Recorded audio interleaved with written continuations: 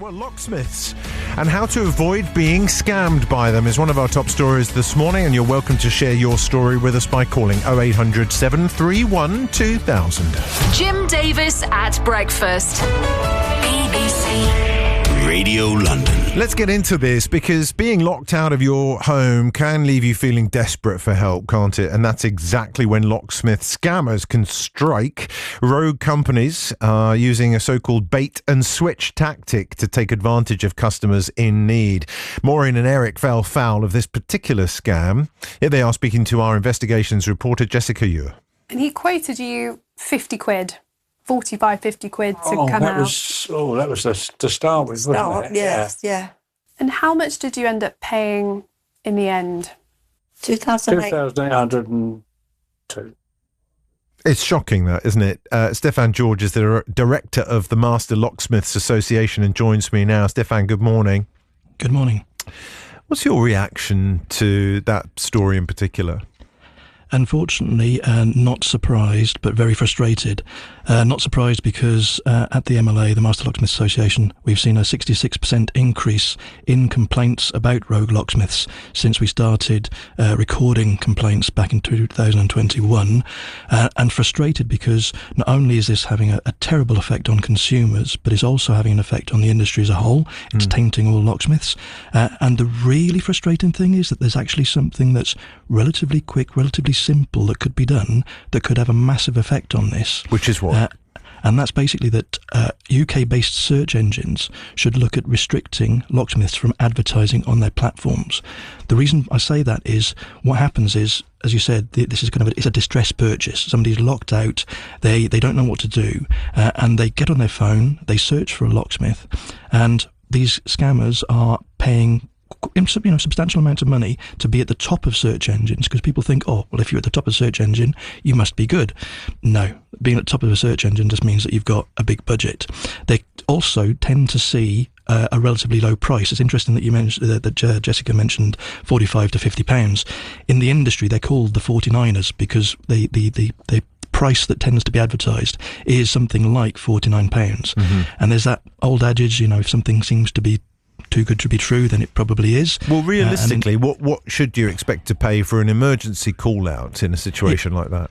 It really depends, because there's so many variables. What kind of problem is it? Does the lock need replacing or not? On locksmiths.co.uk, the MLA website, we've got some indicative prices, but it's very difficult to give an exact kind of idea. And that's one of the things. You must be able to give me a ballpark, just so people understand what is too good to be true.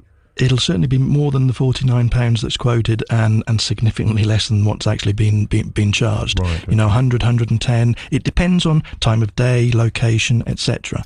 And also whether the lock actually then needs replacing or not, because these rogues are going straight for the drill, so that they know then that they're going to have to replace the lock, and they can charge even more and overinflated prices for the locks that they replace. Okay.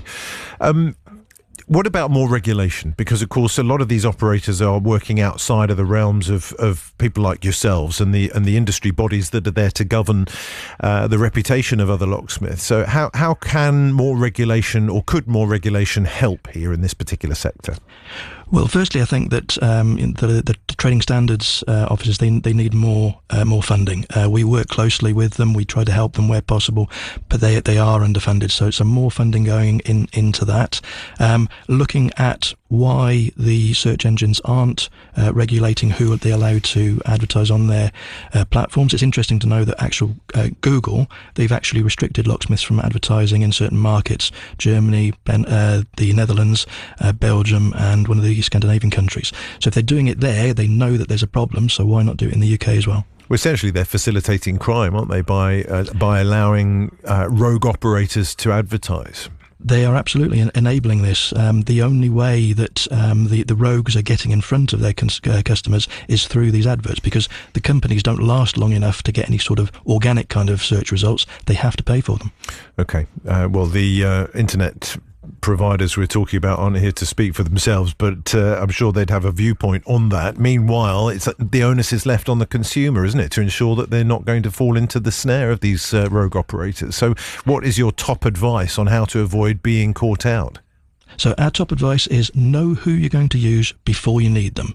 Don't get into the situation where you've got to search for a locksmith. Find the details of your nearest vetted, inspected, qualified locksmith. We'd recommend the use of an MLA member. If not, then get some information from trusted friends and family.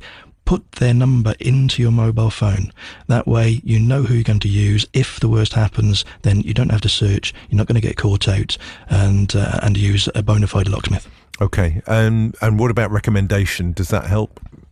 Absolutely, yeah. Recommendation. I mean, on locksmiths.co.uk, we have a Find a Locksmith capability that looks at locksmiths who've been vetted, inspected, and qualified.